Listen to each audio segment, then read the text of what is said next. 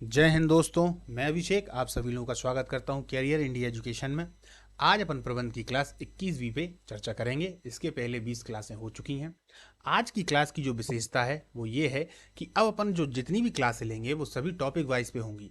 जैसे आज की क्लास में जो पहला ही टॉपिक है प्रबंध के तत्व और उसकी प्रकृति पर विशेष, ठीक है। इसके पहले जितनी क्लासें हुई हैं वो सब मिक्सअप हुई हैं, उनको आप जरूर देखिएगा। विश्वास मानिए दोस्तों, उस जो मिक्सअप वाली क्लास है या उनमें जो पूरे जो प्रश्न हैं वो इतने महत्वपूर्ण हैं, क्योंकि वो पूरा एक तरीके से एक देखा जाए तो पूरी दूध की मलाई है ना। मलाई तो आप लोग जानते हैं, जिसको अपन घी भी बोलते हैं गर्म कर लेने के बाद। पूरा सब कुछ उसी में है। अब अपन जो क्लासें चालू करेंगे वो टॉपिक वाइज करेंगे। जैसे प्रबंध के तत्व, उसकी प्रकृति आएगी, है ना। फिर प्रबंध के प्रकारों पर आएंगे, फिर उनके जितने भी टॉपिक हैं उन पर चर्चा अपन करेंगे। चलिए दोस्तों, अपन चालू करते हैं हर बार की तरह बिना लेट किए हुए।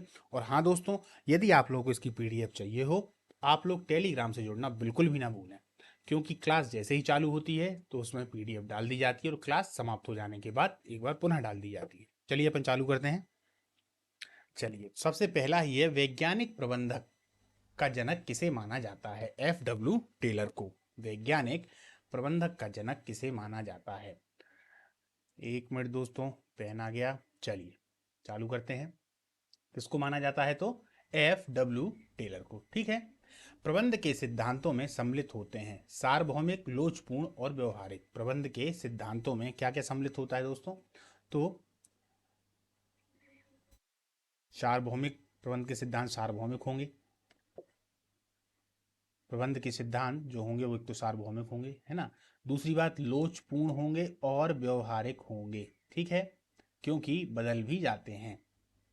प्रबंध के सिद्धांतों की एक विशेषता यह है कि यह सिद्धांत हमेशा स्थिर होते हैं। कैसे होते हैं? स्थिर होते हैं। अगर आप लोग इसके पहले वाली क्लास देख लेंगे और उसके बाद फिर इस क्लास को देखेंगे तो ये क्लास इतनी सरल लगेगी, आपको लगेगा कि यार ये तो वही क्वेश्चन है जो एकदम सरल हैं, जिनको मैं कर चुका हूँ, है ना। ऐसा अपने आप लगेगा। जो पुरानी क्लास हैं उनको बिल्कुल देखिए आप, क्योंकि जो पुरानी क्लासें हैं वो एक तरीके से देखा जाए तो इसकी अपेक्षा थोड़ी कठिन क्लासें हैं। जब हम कठिन को कर लेते हैं तो जो सरल है वो तो और ज़्यादा सरल लगने लगेगा, है ना। इसीलिए यही मेरा उद्देश्य था, इसीलिए मैंने जो पहली वाली क्लासें डाली थी वो सब मिक्सअप क्वेश्चन थे। चलिए, प्रबंध के सिद्धांत हमेशा होते हैं, फिर से आ गया, लोचशील, अनिश्चित व्यवहार, ये भी याद रखिएगा, है ना। अनिश्चित व्यवहार एवं शोध द्वारा निर्मित, एवं शोध द्वारा निर्मित। अनिश्चित व्यवहार का मतलब यहाँ पर क्या है? अनिश्चित व्यवहार से मतलब इसलिए है कि ये समय समय के अनुसार, अपने अनुसार जब जैसी परिस्थितियां होती हैं तो परिवर्तित होते चले जाते हैं। प्रबंध एक तरीके से प्राकृतिक चीज भी है। हम देखें तो जैसे प्रकृति में परिवर्तन हमेशा होता है ना। हम देखते हैं कभी कुछ था कभी कुछ था, एक स्थिति एक घटना दूसरी बार नहीं घटती। ठीक उसी प्रकार, लगभग एकदम से तो नहीं लेकिन लगभग उसी प्रकार प्रबंध का भी है। जब जैसी परिस्थितियां होती हैं तो उसके अनुसार जो नियम है, कायदे हैं, कानून है, वो बदलते हुए चले जाते हैं। वैज्ञानिक प्रबंध टेलर की प्रारंभिक प्रबंध की ऐसी विचारधारा है जिसे क्या कहा जाता है? तो क्लासिकल विचारधारा। क्या कहा जाता है दोस्तों? क्लासिकल विचारधारा। इंपॉर्टेंट है, याद रखिएगा, आता है इस पर प्रश्न। क्या कहा जाता है? क्लासिकल विचारधारा। कार्यात्मक फोरमैनशिप प्रणाली के अंतर्गत उत्पादन विभाग एवं योजना विभाग में टेलर ने कुल कितने नायक बताए हैं? कितने नायक? 8। इन संख्याओं को बिल्कुल मत भूलिएगा, है ना। कितने नायक बताए हैं? तो 8। ये रहा 8, याद रखिएगा। चलिए आगे चलते हैं। टेलर ने कार्यात्मक फोरमैनशिप के आधार पर कौन से 2 विभाग बताए हैं? इन विभागों को भी याद रखिएगा। उत्पादन एवं विज्ञापन विभाग। कौन कौन से हैं? उत्पादन, उत्पादन और विज्ञापन विभाग, कार्यात्मक फोरमैनशिप के आधार पर। फिर से, कार्यात्मक फोरमैनशिप की योजना विभाग में कार्यक्रम क्लर्क क्या करता है? तो उत्पादन की प्रक्रिया को निर्धारित करेगा। उत्पादन की प्रक्रिया निर्धारित करता है, या कोई दिक्कत नहीं है, उत्पादन की प्रक्रिया निर्धारित करता है। उत्पादन विभाग में कौन सा नायक श्रमिक उपलब्ध कराता है? तो टोली नायक। जो टोली नायक होगा वो श्रमिक को उपलब्ध कराएगा, ठीक है। कार्यात्मक फोरमैनशिप किस सिद्धांत पर आधारित है? तो श्रम विभाजन एवं विशिष्टीकरण। क्या है? कार्यात्मक फोरमैनशिप किस सिद्धांत पर आधारित है? तो श्रम विभाजन पर एवं विशिष्टीकरण पर, ठीक है। कार्य कुशलता बढ़ाने के लिए कौन सी पद्धति का अध्ययन किया जाता है? कार्य पद्धति का अध्ययन। किसका? कार्य पद्धति का अध्ययन, ठीक। कार्यकुशलता बढ़ाने के लिए कौन सी पद्धति का अध्ययन किया जाता है? तो कार्य पद्धति का अध्ययन। समय नोट करने हेतु किस वस्तु का प्रयोग करेंगे? बिल्कुल सरल सा प्रश्न है ना, स्टॉप वॉच। समय नोट करने के लिए हम किस वस्तु का प्रयोग करेंगे? तो स्टॉप वॉच। अब याद रखिएगा दोस्तों, यहीं पर वो घुमाने के लिए दे देते हैं, चूंकि अपन सब लोग प्रेशर पे रहते हैं, जब भी अपन एग्जाम देते हैं तो एक दबाव ऊपर रहता है, स्टॉप वॉच की जगह मोबाइल भी दे देंगे, है ना। तो लोग सोचेंगे यार मोबाइल में तो पूरे काम हो जाते हैं, इसी को लगा दें, स्टॉप वॉच तो खाली यही करेगा। लेकिन सही आंसर क्या होगा दोस्तों? स्टॉप वॉच, क्योंकि स्टॉप वॉच प्रॉपर इसी काम के लिए किया जाता है जो यहाँ पर दिया गया है, समय नोट करने के लिए। ठीक है, याद रखिएगा। फियोल के द्वारा रचित एडमिनिस्ट्रेशन इंडस्ट्रियल 8 जनवरी कब प्रकाशित हुई? ये उनकी पुस्तक है, मतलब उनका वो एक तरीके संस्करण है 1916 में। कब हुआ? 1916 में, याद रखिएगा। आदेश की एकता का सिद्धांत क्या कहता है? क्या कहेगा? कर्मचारी को एक ही अधिकारी के द्वारा आदेश दिया जाना चाहिए। आदेश की एकता का सिद्धांत क्या कहता है? तो कर्मचारी को एक ही अधिकारी के द्वारा आदेश दिया जाना चाहिए। कर्मचारी में उनकी योग्यता एवं क्षमता अनुसार कार्य का विभाजन करना किस सिद्धांत पर आधारित है? तो यह है श्रम विभाजन के सिद्धांत पर। किस पर आधारित है? श्रम विभाजन के सिद्धांत पर। ठीक है। फियोल के अध्ययन का केंद्र क्या था? श्रमिक और प्रबंध। फियोल के अध्ययन का केंद्र क्या था? तो श्रमिक और प्रबंध। फियोल को प्रबंध विशेषज्ञ माना जाता है क्योंकि उन्होंने प्रबंध की कार्यकुशलता को बढ़ाने संबंधी सिद्धांतों का प्रतिपादन किया। बिल्कुल भैया, है ना, प्रबंध की कार्यकुशलता को बढ़ाने संबंधी सिद्धांतों का प्रतिपादन किया, इसीलिए उनको प्रबंध का विशेषज्ञ माना जाता है। प्रबंध के सिद्धांत की प्रकृति कैसी होती है? सर्वयुक्त अनिश्चित, है ना, याद रखिएगा, अनिश्चित होती है, सर्वयुक्त और अनिश्चित। ठीक, दोनों चीजें याद रखिएगा। टेलर ने श्रमिकों की उत्पादकता को वैज्ञानिक विधियों से बढ़ाने के लिए निम्न में से अधिकतम बल किस पर दिया है? तो कार्य की विधियों में सुधार, श्रमिकों का सही चुनाव एवं प्रशिक्षण। टेलर ने श्रमिकों की उत्पादकता को वैज्ञानिक विधियां बढ़ाने में निम्न में से किन में अधिकतम बल दिया है या किस में अधिकतम बल दिया है? तो कार्य की विधियों में आप सुधार करिए, श्रमिकों का सही चुनाव करिए एवं प्रशिक्षण। ठीक है, उनको सही प्रशिक्षण दीजिए। ठीक, क्या दीजिए? सही प्रशिक्षण। फियोल के नाम पर उनकी विचारधारा का क्या नाम दिया गया? बिल्कुल सरल सा है, बता देंगे आप, हेनरी विचारधारा, है ना, हेनरी विचारधारा। अभी ये सरल जरूर लग रहा है, लेकिन जब अपन वहां पर रहते हैं प्रेशर में तो तब और कोई विचारधारा लिख देंगे तो कहीं आप वो ना लगाए आए, है ना, इसीलिए हेनरी विचारधारा को याद रखिएगा। हालांकि ये सरल है, इसको आप लोग गलत नहीं करेंगे, है ना। अब इसी को अगर गलत कर देंगे तो भैया फिर हम क्या कहना। प्रतिष्ठित विचारधारा को कितने वर्गों में वर्गीकृत किया गया है? तो 3 वर्गों में। कितने में? 3 वर्गों में। प्रतिष्ठित विचारधारा को 3 वर्गों में वर्गीकृत किया गया है। प्रतिष्ठित विचारधारा के कितने प्रकार हैं? तो वैज्ञानिक है, प्रबंध है ना, नौकरशाही प्रबंध। कौन कौन से हैं? वैज्ञानिक प्रबंध है, नौकरशाही प्रबंध है और प्रशासनिक दृष्टिकोण है। 3 भाग में हैं, वैज्ञानिक प्रबंध, नौकरशाही प्रबंध और प्रशासनिक दृष्टिकोण। प्रणाली विचारधारा क्या प्रतिष्ठित विचारधारा के अंतर्गत आती है? बिल्कुल नहीं आती भैया। ठीक है, प्रणाली विचारधारा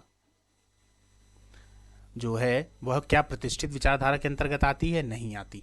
चिर प्रतिष्ठित प्रबंध विचारधारा की अवधि क्या है? मतलब ये किस समय पर आई? तो 1880 से 1920 तक, मतलब 1880 से 1920 तक ये रही। ठीक, चिर प्रतिष्ठित प्रबंध विचारधारा। चिर प्रतिष्ठित दृष्टिकोण को किसने अभियांत्रिकी यानी इंजीनियरिंग दृष्टिकोण की तरह वर्णित किया है? गुलिक ने। इंपॉर्टेंट नाम है दोस्तों, याद रखिएगा, गुलिक। किसने? तो गुलिक ने क्या किया? इन्होंने जो चिर प्रतिष्ठित दृष्टिकोण है उसको अभियांत्रिकी दृष्टिकोण यानी इंजीनियरिंग दृष्टिकोण से जो वर्णित किया है वो गुलिक ने किया है। फियोल के अनुसार सहयोग की भावना के शत्रु कौन कौन हैं? सहयोग की भावना के शत्रु, देखिए कितना व्यवहारिक प्रश्न है। फूट डालो और राज करो और लिखित संप्रेषण का दुरुपयोग। फूट डालो और राज करो, इसके अलावा दूसरा लिखित संप्रेषण का दुरुपयोग, लिखित संप्रेषण का दुरुपयोग। ठीक है। समाजशास्त्रीय विचारधारा के अनुसार प्रबंध क्या है? एक संज्ञा है। क्या है प्रबंध? एक संज्ञा है। ये नॉर्मल प्रश्न है। फियोल ने प्रबंध के 14 सिद्धांतों का प्रतिपादन करते हुए जिन बातों पर बल दिया वह क्या है? तो प्रबंध के क्षेत्र में कोई भी बात बेलोच नहीं होती, उनके द्वारा प्रतिपादित सिद्धांतों की सूची अंतिम नहीं है। ठीक है, प्रबंध के क्षेत्र में कोई भी बात बेलोच नहीं होती, उनके द्वारा प्रतिपादित सिद्धांतों की सूची अंतिम नहीं है। ठीक। फेयोल ने प्रबंध साहित्य के लिए किस प्रकार के दृष्टिकोण का योगदान दिया है? तो वैज्ञानिक दृष्टिकोण का, है ना। फेयोल किससे संबंधित है? वैज्ञानिक दृष्टिकोण। एक बात याद रखिएगा, फेयोल की जब भी बात आ जाएगी तो वैज्ञानिक शब्द जरूर आएगा। अगर इसी को केंद्र बना लिया तो फेयोल से संबंधित क्वेश्चन अगर अनफैक्चुअल भी आ गया, घुमाकर भी आ गया, अगर वैज्ञानिक विचारधारा आपके दिमाग में है तो आप उसको सही करके आएंगे। ठीक है। फ्योल के अनुसार एक व्यक्ति व्यवसाय के सभी कार्यों को किस में विभाजित करता है? तकनीकी कार्यों में। देखिए, अगर आपके मन में वैज्ञानिक है तो अपने आप तकनीकी आएगी, यानी टेक्नोलॉजी, साइंस, है ना, आ जाएगा। प्रबंध के किस सिद्धांत के अंतर्गत अंगूठा छाप के प्रतिस्थापन पर बल दिया गया? वैज्ञानिक प्रबंध। फिर आया, देखिए, प्रबंध के किस सिद्धांत के अंतर्गत अंगूठा छाप के प्रतिस्थापन पर बल दिया गया? वैज्ञानिक प्रबंध सिद्धांत के ही अंतर्गत हुआ है। वैज्ञानिक प्रबंध के जनक कौन माने जाते हैं? तो F.W. टेलर। कौन माने जाते हैं? F.W. टेलर। वैज्ञानिक प्रबंध सही रूप से है जानने की कला है कि आप लोग क्या खाना चाहते हैं तथा यह देखना कि उसे सर्वोत्तम से पूरा करते हैं। यह कथन किसका है? तो यह टेलर का कथन है। किनका? टेलर का। क्लियर? टेलर का। ये कथन जरूर आप लोग याद रखिएगा। ठीक है। वैज्ञानिक प्रबंध का सार, कार्यों का संगठित किया व्यवस्थित अध्ययन करना, कार्य के विभिन्न घटकों या तत्वों का विश्लेषण करना तथा प्रत्येक तत्व घटक पर श्रमिक कार्यों में व्यवस्थित सुधार करना है। यह कथन किसका है? तो यह कथन पीटर डकर का है। किसका है? पीटर डकर का। ये जितने भी कथनों से संबंधित है उसकी अगर क्लास आप लोग 18वीं देख लेंगे, 18वीं और 19वीं, तो उन क्लासों में इन कथन से संबंधित लगभग में पूरे कथन अपन ने जोड़ रखे हैं। ठीक है। हेनरी फ्योल किसके लिए जाने जाते हैं? भैया नॉर्मल सा क्वेश्चन है। प्रबंध के सिद्धांतों के लिए जाने जाते हैं, है ना। प्रबंध सिद्धांत विधि निर्णय की किस प्रकार की विधियों के अंतर्गत आती है? तो परंपरागत। प्रबंध सिद्धांत विधि निर्णय की किस प्रकार की विधियों के अंतर्गत आती है? तो परंपरागत। किसके अनुसार प्रत्येक व्यक्ति को उसकी क्षमता तथा योग्यता के अनुसार कार्य सौंपा जाना चाहिए? तो हेनरी फ्योल। किसके अनुसार? हेनरी फ्योल के अनुसार। ये उन्होंने कहा है, हेनरी फ्योल ने। वैज्ञानिक प्रबंध से विकसित करने का प्रयास किसने किया? तो हेनरी फ्योल ने। वैज्ञानिक प्रबंध को विकसित करने के यदि किसी ने प्रयास किया तो किसने किया है? हेनरी फ्योल ने। प्रबंध के सिद्धांतों का पिता किसको कहा जाता है? तो बर्नार्ड को। बस बर्नार्ड नाम याद रखिएगा, इंपॉर्टेंट है। एक लाइन का है सीधा, गलती कराएंगे, याद नहीं रहेगा तो। बर्नार्ड ने। ठीक है। टेलर के कार्यात्मक संगठन के अंतर्गत बैग बॉस वास्तव में क्या कार्य करता है? तो वह कर्मचारियों को निर्देश देता है। बैग बॉस क्या कार्य करता है? वह कर्मचारियों को निर्देश देता है। ठीक। संगठन का सिद्धांत कौन सा है? तो नौकरशाही सिद्धांत। संगठन का सिद्धांत कौन सा है? नौकरशाही सिद्धांत। ठीक। मानव संबंधी दृष्टिकोण में सर्वाधिक योगदान किसका है? एल्टन मेयो एवं F.W. टेलर का। किसका है? एल्टन मेयो और F.W. टेलर का।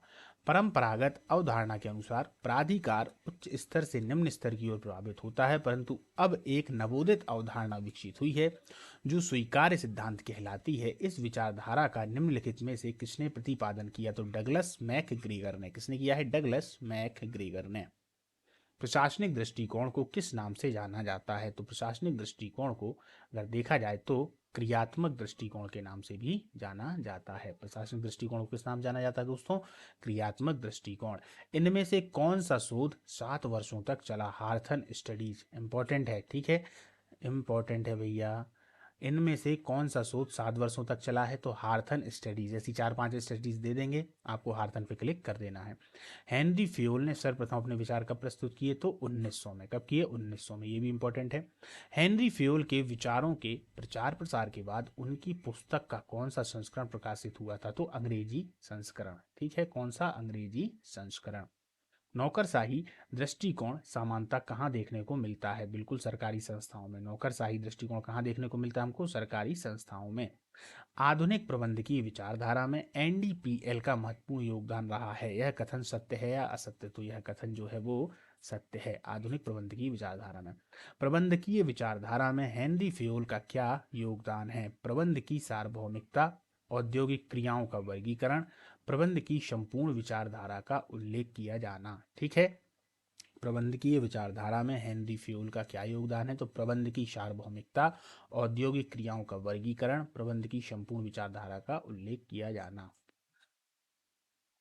औद्योगिक क्रियाओं का वर्गीकरण किसमें आता है? तो तकनीकी वर्गीकरण में। किसमें आता है दोस्तों? तकनीकी वर्गीकरण में। ठीक, तकनीकी वर्गीकरण में।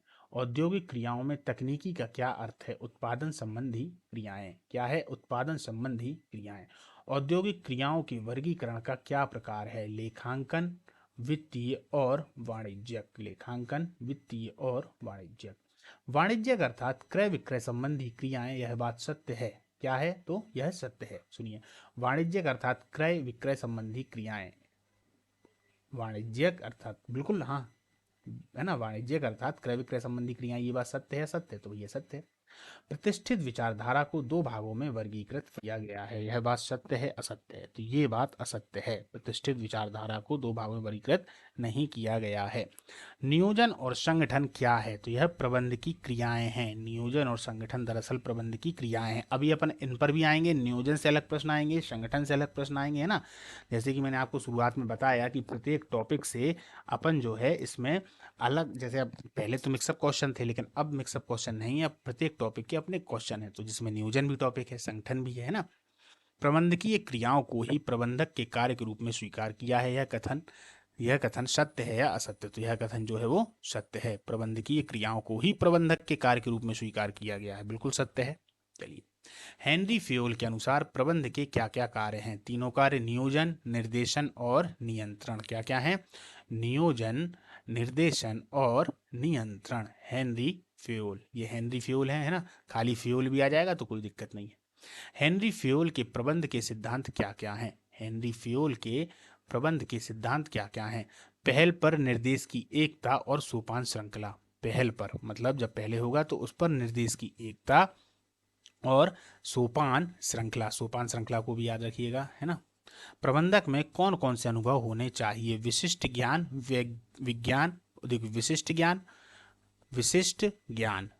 विज्ञान, मानसिक ज्ञान। ठीक है, क्या क्या होना चाहिए? विशिष्ट ज्ञान होना चाहिए, मानसिक ज्ञान होना चाहिए और उसको विज्ञान की जानकारी होनी चाहिए। हेनरी फ्योल की सर्वाधिक आलोचनाएं किससे संबंधित हो जाती हैं? प्रबंध के सिद्धांतों को बहुत अधिक महत्व दिया है। इस बात को याद रखिएगा। आलोचना संबंधित प्रश्न आ सकता है, घुमा कर आ सकता है ना। तो आप याद रखिएगा, इस वाली लाइन को समझ लीजिएगा। प्रबंध के सिद्धांतों को बहुत अधिक महत्व देना। दिया सबने महत्व है, लेकिन समय समय पर परिवर्तित हो जाते थे। इन्होंने बहुत अधिक महत्व दिया है, तो ये इनकी एक तरीके से आलोचना है ना। आलोचना में इनके 3-4 पॉइंट और भी हैं, अभी आएंगे, देखिएगा। निम्नलिखित में से हेनरी फ्यूल के कार्यों की क्या आलोचना? देखिए आ ही गया। मानवीय तत्वों तक सीमित महत्व है, सिद्धांत कार्य तथा तत्वों का दोहराव है, प्रबंध शिक्षा की सीमाओं का स्पष्ट उल्लेख नहीं। देखिए, मानवीय तत्वों तक सीमित है, महत्व, सिद्धांत कार्य तथा तत्वों का दोहराव है, प्रबंध शिक्षा की सीमाओं का स्पष्ट उल्लेख नहीं है। ठीक है, स्पष्ट उल्लेख नहीं है, ये उनकी आलोचनाओं में है। एक आलोचना अपन ने ऊपर देखी, बाकी 3 यहां पर हैं। ठीक है, प्रबंधकों को जानबूझकर उत्पादन तक सीमित नहीं रखना चाहिए और प्रत्येक कार्य को करने के लिए वैज्ञानिक विधि का विकास करना चाहिए। यह सिद्धांत किसके द्वारा दिया गया? तो यह सिद्धांत जो है वो F.W. टेलर के द्वारा दिया गया। किसके द्वारा दिया गया? F.W. टेलर के द्वारा। F.W. टेलर के संबंध में क्या कथन सही है? ये क्या कथन सही है समझिए। वैज्ञानिक प्रबंध के लिए, वैज्ञानिक याद रखिएगा, संस्था के प्रत्येक स्तर व विभाग में अनुकूल परिस्थितियां स्थापित करनी चाहिए। अनुकूल परिस्थितियां स्थापित करना चाहिए। किसमें? वैज्ञानिक प्रबंध के लिए संस्था के प्रत्येक स्तर व विभाग में। ठीक है, नौकरशाही प्रबंध के लिए श्रेष्ठ रूप में किसको जाना जाता है? तो मैक्स वेबर को। किसको जाना जाता है दोस्तों? मैक्स वेबर को। वैज्ञानिक प्रबंध के लाभ क्या हैं? तो उत्पादन में लागत में कमी, उत्पादन किस में सुधार और न्यूनतम श्रम लागत। उत्पादन की लागत में कमी, है ना। उत्पादन की किस्म में सुधार, ये किस्म है ना, किस्म में सुधार और न्यूनतम श्रम लागत। ठीक, न्यूनतम श्रम लागत। वैज्ञानिक प्रबंधन में लाभ नहीं मिल पाता। अब क्या लाभ नहीं मिल पाता? अधिक कार्यभार का जो लाभ है वह वैज्ञानिक प्रबंधन में नहीं मिल पाता। वैज्ञानिक प्रबंधन से किस किस को लाभ होता है? तो व्यवसायियों को होगा, श्रमिकों को होगा, उपभोक्ताओं को होगा, राष्ट्र को होगा। ठीक है। वैज्ञानिक प्रबंधन से कौन कौन को लाभ होगा? इन चारों को। व्यवसायियों को, व्यवसायी यानी जो व्यापार कर रहे हैं, श्रमिक जो उसमें लगे हुए हैं, उपभोक्ता यानी कि हम, और राष्ट्र यानी आप जानते ही हैं, सभी को मिला के राष्ट्र बन जाता है ना। कुशल नियंत्रण लाभ किसको प्राप्त होता है? कुशल नियंत्रण लाभ दरअसल व्यवसायियों को प्राप्त होता है। एक एक नंबर क्वेश्चन है दोस्तों। व्यवसायियों को, सीधा एक एक लाइन वाले हैं, व्यवसायियों को वैज्ञानिक प्रबंध से क्या लाभ प्राप्त नहीं हो पाता? तो न्यूनतम श्रम लागत। क्या लाभ प्राप्त नहीं हो पाता? न्यूनतम श्रम लागत। वैज्ञानिक प्रबंध से श्रमिकों को क्या लाभ प्राप्त होता है? तो जीवन स्तर में सुधार और अधिक पारिश्रमिक। जीवन स्तर में सुधार और अधिक पारिश्रमिक। ठीक। वैज्ञानिक प्रबंध से श्रमिकों को प्राप्त होने वाला लाभ क्या नहीं होता? न्यूनतम श्रम लागत। क्या नहीं होता? न्यूनतम श्रम लागत। ठीक। वैज्ञानिक प्रबंध से उपभोक्ता को प्राप्त लाभ क्या है? अच्छी किस्म की वस्तु, जीवन स्तर में वृद्धि और कम मूल्य। वैज्ञानिक प्रबंध से उपभोक्ता को प्राप्त लाभ क्या है? तो अच्छी किस्म की वस्तु, जीवन स्तर में वृद्धि और कम मूल्य। वैज्ञानिक प्रबंध से उपभोक्ताओं को क्या लाभ प्राप्त नहीं होता? ये होने वाला था, अब क्या नहीं होता? तो उच्च राष्ट्रीय जीवन स्तर। याद रखिएगा, उच्च शब्द लग गया और राष्ट्रीय भी लग गया, तो उच्च राष्ट्रीय जीवन स्तर और श्रम विभाजन व विशिष्टीकरण। श्रम विभाजन और विशिष्टीकरण। ठीक है, याद रखिएगा। वैज्ञानिक प्रबंध से राष्ट्र को प्राप्त होने वाला लाभ क्या है? वैज्ञानिक प्रबंध से राष्ट्र को प्राप्त होने वाला लाभ क्या है? तो राष्ट्र में शांतिपूर्ण वातावरण। राष्ट्र में शांतिपूर्ण वातावरण। वैज्ञानिक प्रबंध का विरोध किसने किया? श्रमिकों ने और सेवा योजकों ने। किन किन ने किया है? श्रमिकों ने और सेवा योजकों ने। श्रमिकों के द्वारा वैज्ञानिक प्रबंध के विरोध का क्या कारण है? कारण ये है बेरोजगारी का भय, पहली बात, पहल करने का अभाव और कार्य में नीरसता, है ना। बेरोजगारी का भय, पहल करने का अभाव और कार्य में नीरसता। क्या था? फिर से देख लीजिए, ये इंपॉर्टेंट है। वैज्ञानिक प्रबंध से उपभोक्ता को प्राप्त लाभ क्या है? तो अच्छी किस्म की वस्तु, जीवन स्तर में वृद्धि और कम मूल्य, पहली बात। वैज्ञानिक प्रबंध से उपभोक्ताओं को क्या लाभ प्राप्त नहीं होता? तो उच्च राष्ट्रीय जीवन स्तर और श्रम विभाजन एवं विशिष्टीकरण। वैज्ञानिक प्रबंध से राष्ट्र को प्राप्त होने वाला लाभ क्या है? तो राष्ट्र में शांतिपूर्ण वातावरण। ठीक है। वैज्ञानिक प्रबंध का विरोध किसने किया? तो श्रमिकों ने और सेवा योजकों ने। किन किन ने किया है? श्रमिकों ने और सेवा योजकों ने। श्रमिकों के द्वारा वैज्ञानिक प्रबंध के विरोध का क्या कारण है? तो बेरोजगारी का भय, पहल करने का अभाव और कार्य में नीरसता। सेवा आयोजकों के द्वारा वैज्ञानिक प्रबंध के विरोध के क्या क्या कारण हैं? अब वो कारण देखिए। खर्चीली व्यवस्था, समन्वय की समस्या, स्वतंत्रता का अंत और जटिल आदेश की प्रक्रिया। क्या क्या है भैया? एक तो खर्चीली व्यवस्था है, समन्वय की समस्या है, स्वतंत्रता का अंत है और जटिल आदेश की प्रक्रिया है। वैज्ञानिक प्रबंध के क्या क्या दोष हैं? अब इसके दोष जो हैं देखिए आगे फिर से। खर्चीली व्यवस्था, बेरोजगारी का भय, पहल करने का अभाव और समन्वय की समस्या। याद रखिएगा, ये दोष हैं। ठीक है। इन चारों में से दोष दे देगा, पांचवा अलग डाल देगा, सॉरी 3 दोष दे देगा, चौथा अलग डाल देगा, पूछेगा कौन सा है कौन सा नहीं है, तो आप लोग याद रखिएगा। टेलर की वैज्ञानिक प्रबंधन की विधि क्या है? प्रमापीकरण। देखिए, पढ़ा हम लोग सकते हैं लेकिन याद आपको ही करना पड़ेगा। बता सकते हैं कि कैसे याद करेंगे, फिर भी करना आपको ही पड़ेगा। कहते नहीं है कि थाली तो आपको दे दी, लेकिन भाई खाना तो खुद ही खाना पड़ेगा ना। बस वही कहानी यहाँ है। टेलर की वैज्ञानिक प्रबंधन की विधि क्या है? तो प्रमापीकरण। क्या है? प्रमापीकरण। वैज्ञानिक प्रबंध में टेलर का क्या योगदान है? मानसिक क्रांति और प्रबंध के उद्देश्य। क्या है? मानसिक क्रांति और प्रबंध के उद्देश्य। बस आप लोग और बार बार देखेंगे तो ये अपने आप ही याद हो जाएगा।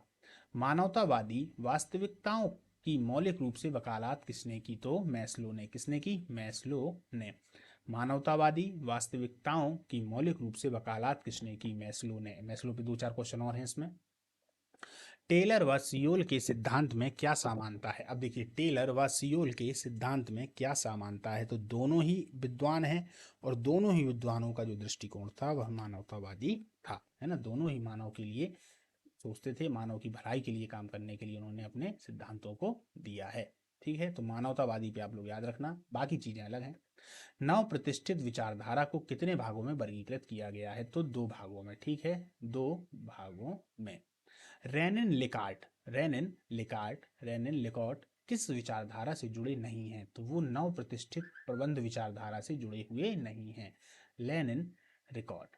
व्यवहारिक प्रबंध के अंतर्गत मानवीय व्यवहार को प्रभावित करने वाले घटक कौन कौन से हैं? तो मनोवैज्ञानिक, मानव विज्ञान, समाजशास्त्र। कौन कौन से हैं? मनोविज्ञान, दूसरा है मानव विज्ञान। मनोविज्ञान मानव विज्ञान में अंतर मालूम है कि नहीं है? समझ लीजिए, मनोविज्ञान यानी मन का विज्ञान है, मन दिमाग का। मानव विज्ञान यानी मनुष्य जो पूरा एक हो गया, वो विज्ञान है। तो दोनों में अंतर है ना। मन के विज्ञान में अलग चीजें आती हैं, मानव विज्ञान में अलग आती। मानव विज्ञान में एक तरीके से थोड़ा उसका और उसके समाज को जोड़ लिया जाता है। मन वाले में मन को जोड़ेंगे, उसके अंदर वाले चीज़ों को देखेंगे, जैसे उसके साहस की बात होगी, है ना, उसके धैर्य की बात होगी, है ना, उसकी अंदर की शांति की बात होगी, उसकी निर्णय लेने की बात होगी। लेकिन मानव विज्ञान अलग आ जाता है। समझिएगा, तीनों अलग है, मनोविज्ञान, मानव विज्ञान, समाजशास्त्र। नव प्रतिष्ठित विचारधारा के क्या प्रकार हैं? तो मानवीय संबंध प्रबंध और व्यवहारिक प्रबंध। कौन कौन से हैं? मानवीय संबंध प्रबंध और दूसरा व्यवहारिक प्रबंध। ये नव प्रतिष्ठित विचारधारा के प्रकार हैं। ठीक है, ये जो दो हैं, जो ऊपर जो लिखा है ना आपने कि दो प्रकार कौन से, तो वो यही विचारधारा है, मानव संबंध प्रबंध और व्यवहारिक प्रबंध। एल्टन मेयो का जन्म स्थान कहाँ पर है? तो ऑस्ट्रेलिया। ये छोटे छोटे प्रश्न भूलिएगा नहीं, है ना। कहाँ पर हुआ है? ऑस्ट्रेलिया में, sorry, Elton Mayo. Elton Mayo, इनका जन्म स्थान कहाँ पर है? तो दोस्तों ऑस्ट्रेलिया में।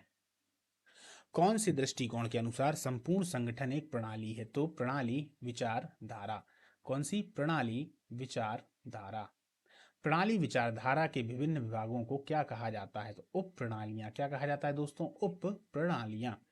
परिसीमित विवेकता की अवधारणा की देन कौन है? A Simon. याद रखिएगा, अच्छा प्रश्न है। परिसीमित विवेकता की अवधारणा की देन कौन है? तो ए साइमन। कौन है? A Simon. प्रणाली विचारधारा का विकास मुख्यतः कब हुआ था? तो 1950 के बाद। प्रणाली विचारधारा का विकास कब हुआ है? तो 1950 के बाद। प्रणाली दृष्टिकोण एक संस्था के किस तत्व का सामंजस्य करके प्रबंध निर्णय लेने का तरीका है? बाह्य वातावरण और आंतरिक वातावरण। क्या क्या है? बाह्य वातावरण और आंतरिक वातावरण। ठीक। प्रणाली विचारधारा की क्या क्या विशेषताएं हैं? मानवीय शरीर से तुलना करना, मानवीय है ये, सॉरी माफ करिएगा, मानवीय शरीर से तुलना करना, वातावरण तथा संगठन में अंतर बनाए रखना और अपराधियों का अस्तित्व बनाए रखना। प्रणाली विचारधारा की ये विशेषताएं हैं। ठीक है, चलिए। संयोगिकी की विचारधारा को कौन सी विचारधारा कहा जाता है? आकस्मिकता विचारधारा। संयोगिकी की विचारधारा को कौन सी विचारधारा कहा जाता है? तो आकस्मिकता विचारधारा। संयोगिकी की दृष्टिकोण प्रबंध सिद्धांत का आधुनिकतम दृष्टिकोण है, यह कथन सत्य है या असत्य? तो यह सत्य है। संयोगिकी की दृष्टिकोण प्रबंध सिद्धांत का आधुनिकतम दृष्टिकोण है, बिल्कुल है। तो यह कथन सत्य है या असत्य? तो यह कथन सत्य है। ठीक है दोस्तों, तो आज की जो अपनी क्लास है वो समाप्त होती है। अपने जो पूरे प्रश्न है वो आज की क्लास वाले हो चुके हैं। कल अपन दूसरे टॉपिक के साथ में आएंगे, है ना। इसी तरीके से आप लोग बिल्कुल करते रहिए, और ये जितने भी क्वेश्चन हैं इनको जब आप बार बार देखेंगे, बार बार आपके दिमाग में आएंगे। और हाँ दोस्तों, नोट्स बनाना बिल्कुल ना भूलें। दुनिया की कोई भी किताब आपके नोट्सों से ज़्यादा अच्छी, ज़्यादा सुंदर नहीं होती। अच्छी मैंने इसलिए बोला क्योंकि जो आप अपने हाथ से लिखते हो और उसको जब याद करते हो वो तुरंत याद हो जाता है। ये बनाई हुई चीज़ें हैं पुरानी, जो अपन लोग देखते आ रहे हैं अभी तक, पहले लिख के फिर उसको याद करना। तो ये सिद्धांत हैं, ये टूटते नहीं हैं, है ना। तो अपने हाथ से नोट्स लिखेंगे तो बहुत अच्छे से याद हो जाएंगे। अगर आप सोचेंगे कि मात्र के लिए पीडीएफ मिल गई, अब इसको देख लिया, अब देखने के बाद में देख लेंगे, तो वो जो बाद होता है ना दोस्तों, वो बाद वो कभी आता ही नहीं है। कभी देख लेना अपने बात को उठा के कि वो बात कभी आ गया होगा। अगर आ गया हो तो आप सही हो, मैं गलत हूँ, लेकिन वो बात कभी आता ही नहीं है। इसीलिए आप लोग अपने जो नोट्स हैं उनको अच्छे से बनाएं और नोट्सों से फिर उनको बार बार पढ़ें। उसके बाद फिर एक बार वीडियो देख लें, फिर एक बार पढ़ें, फिर देख लें, एकदम दिमाग में रट जाएंगे ये सब, है ना। और हाँ दोस्तों, पीडीएफ चाहिए हो तो टेलीग्राम से ज़रूर जुड़ जाएं आप लोग। टेलीग्राम का जो लिंक है वो डिस्क्रिप्शन बॉक्स में दे दिया गया है। चलिए दोस्तों, मिलते हैं अगली क्लास में फिर। जय